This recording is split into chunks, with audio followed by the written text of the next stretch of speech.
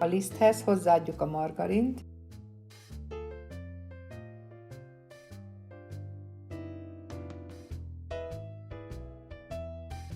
a tejfölt,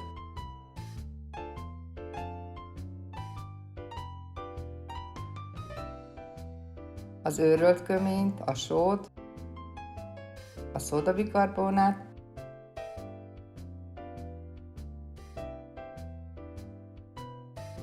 és a reszelt sajtot. Alaposan összedolgozzuk.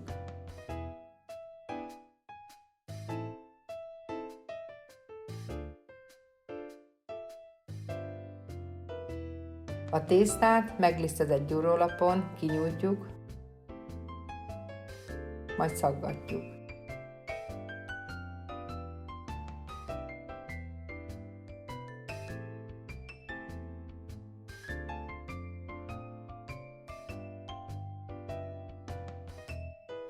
Az ostya sütőt előmelegítjük, majd 2 perc alatt készre sütjük.